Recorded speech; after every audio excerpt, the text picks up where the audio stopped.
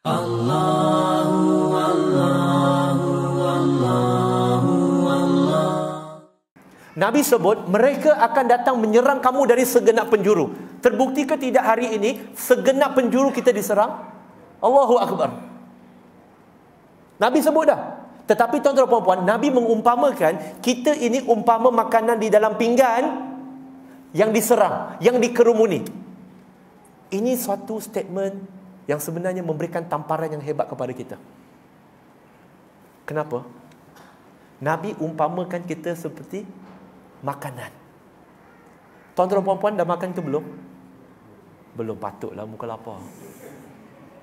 Belum makan. Tapi dah pernah makan sebelum ni kan? Okey. Pernah tak tuan-tuan dan puan-puan nak makan nasi lemak ke, char kway teow ke, mi goreng ke, roti canai ke? Bila tuan-tuan dan puan-puan nak makan, roti canai itu dia menjawab balik, engkau jangan makan aku. Pernah tak, Mak? Pernah terjadi tak? Kalau pernah terjadi, cabutlah lari. Tak pernah kan? Dan Nabi SAW mengumpamakan kita seperti makanan di dalam pinggan. Sebab apa? Sebab makanan ini dia tidak melawan balik. Dan hari ini senarionya ialah kita tak melawan balik. Kita tak melawan balik. Kenapa Nabi SAW tidak memberikan satu perumpamaan, kalian seperti seekor kerbau yang diserang oleh harimau. Sebab walaupun kerbau itu lemah, bila dia diserang oleh harimau ataupun singa, walaupun dia tahu dia tak sekuat harimau ataupun singa, mereka tetap akan melawan sehingga kehembusan nafas yang terakhir. Tetapi makanan tak pernah melawan. Makanan kau nak makan-makan. Dan kita lihat tuan-tuan dan puan-puan, majoriti Muslim hari ini berpeluk tubuh tidak buat apa-apa. Kerana majoriti telah menganggap dunia ini seperti padang mahsyar, nafsi-nafsi, tak ada kena mengena dengan aku. Kita doa aja. Doa perlu, tetapi tuan-tuan dan puan-puan, doa tanpa usaha tidak ada gunanya. Perlu disertakan dengan usaha. Dan tuan-tuan dan puan-puan, yang akhirnya Nabi sebut kita ini ditimpa penyakit al-wahan. Cinta dunia, takut mati. Tuan-tuan dan puan-puan muslimin dan muslimat, apa yang saya akan cakapkan ini mungkin tak menyenangkan hati tuan-tuan dan puan-puan. Tetapi demi dakwah perlu disebutkan supaya kita sedar daripada lamunan kita. Kita sedar daripada mimpi kita, mimpi indah kita. Sedangkan di luar sedang berperang, di luar sedang hujan lebat, di luar sedang taufan melanda, tetapi kita masih enak tidur di rumah berselimutkan selimut yang tebal, bantal yang sedap, tilam yang empuk. Ini realiti kita. Kerana majoriti kita hari ini terlalu memikirkan dunia. Tak salah nak dunia, tetapi majoriti kita terlalu aku sibuk, dia yang buat. Aku buat apa? Aku buat bodoh je. Tidak begitu tuan-tuan dan puan-puan. Di sini tuan-tuan dan puan-puan kita nampak Islam hakikatnya memang diserang. Baiklah. Banyak lagi bukti-bukti yang saya boleh hadirkan kepada tuan-tuan dan puan-puan. Tetapi kita lihat pula apa peranan kita. Apakah kita sebagai Muslim ada peranan ataupun tidak tuan-tuan dan puan-puan? Ada kan? Tapi apa peranan kita? Apa yang kita boleh lakukan? Kita pergi, saya akan kongsikan beberapa peranan kita. Dan insyaAllah kalau ada peluang, memang kita akan buka untuk sesi soal jawab kepada tuan-tuan dan puan-puan muslimin dan muslimat. Peranan kita. Okey? Maksudnya bila sebut peranan, dia bukan sesuatu yang disebut sahaja, tetapi peranan itu menunjukkan sesuatu kerja, sesuatu perbuatan. Pertama tuan-tuan dan puan-puan, yang perlu kita ada dalam sebagai seorang Muslim, niat kita. Kita mesti ada niat untuk melakukan sesuatu, untuk mempertahankan Islam, untuk menyebarkan Islam. Niat tu mesti ada. Sebagaimana contoh kita kata, kalau kita tak ada simpanan untuk pergi haji, dan kalau lihat sekarang, kalau daftar sekarang 2,100 baru dapat pergi. Maksudnya lebih kurang dalam 80 lebih tahun. Kita dah inna lillahi wa inna ilaihi raji'un dah. Tetapi dari segi bila kita dah buka akaun di tabung haji, mungkin kita kata tengok gaya, dari segi duit simpanan aku tak dapat, aku nak pergi. Tetapi niat mesti ada untuk pergi haji. Biar mati dalam keadaan ada niat untuk melakukan haji. Sempat tak sempat, dijemput ke tidak, mampu tak mampu, itu isu lain. Sekurang-kurangnya bila kita mati ada niat nak pergi haji. Jangan sekadar ada niat dan ada duit tapi tak mau pergi. Itu pun satu masalah orang kita. Tak dapat pergi haji, lama lagi. Ada duit 7, 8 ribu, 10 ribu, pergi Paris, pergi London. Tapi umrah belum sampai seru. Entah siapa yang seru dia pergi London, Paris dulu. Masalah kita lebih suka pergi ke negara-negara macam tu. Tak salah. Tetapi tuan-tuan dan puan-puan, sesiapa yang pernah pergi ke negara barat, kita tahu bagaimana sesiapa yang ada janggut, siapa yang berhijab akan melalui satu proses penapisan yang lebih ketat berbanding dengan yang lain.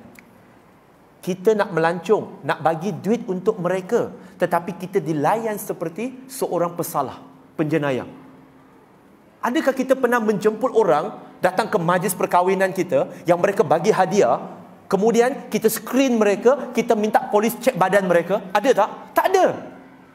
Itu bukan cara melayan tetamu. Tuan-tuan dan puan-puan muslimin dan muslimat, hari ini Muslim kurang izah, kurang kemuliaan. Jadi niat tu mesti ada. Innama akmalu biniat. Sesungguhnya setiap amalan itu adalah berdasarkan niat. Biar kita ada niat dulu untuk membantu. Kerana bila kita ada niat, yang seterusnya akan bersambung. Apa yang seterusnya selepas ada niat, tuan-tuan dan puan-puan muslimin dan muslimat? Jangan sekadar kata dah ada niat dah, cukup. Sebab hari ini kita pun ada orang Islam kata, saya dah sampai satu tahap hakikat dah. Niat je, tak payah solat dah. Sebab dah kenal Allah. Jawapannya mudah. Kalau nak kata kenal Allah, dibandingkan kita dengan Nabi, siapa lagi kenal Allah? Nabi. Nabi lebih kenal Allah berbanding dengan kita. Tapi Nabi SAW solat tahajud sehingga kakinya lebam. Kita pula baru kenal Allah sedikit, kata dah kenal, tak payah solat. Siapa yang ajar?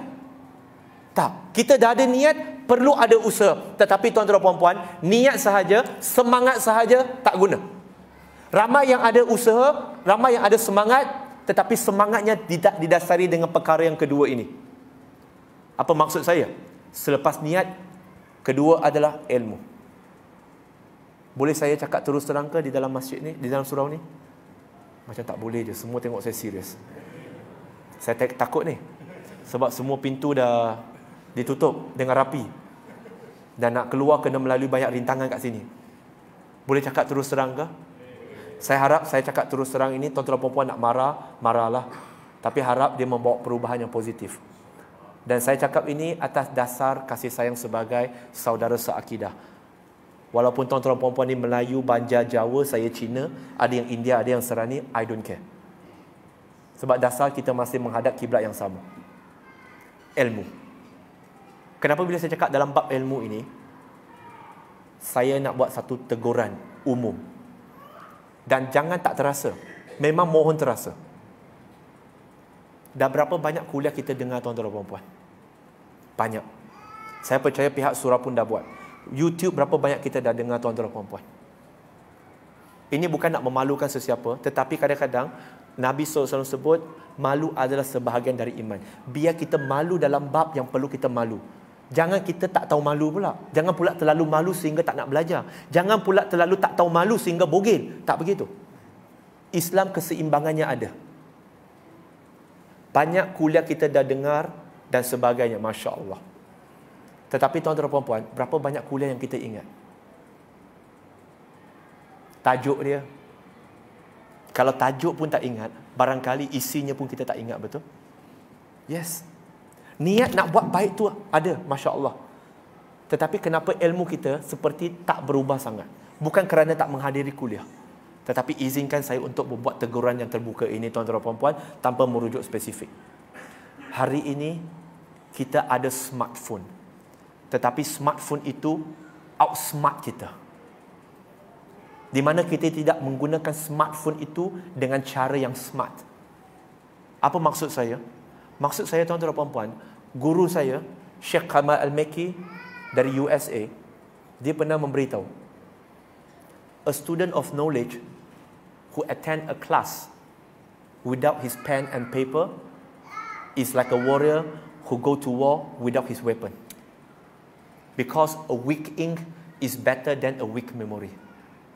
Dia berkata, seorang penuntut ilmu yang datang ke majlis ilmu tanpa pen dan kertasnya adalah seumpama seorang perwira yang pergi ke medan perang tanpa senjatanya. Kerana memori dakwah yang lemah jauh lebih baik daripada memori yang lemah. Allah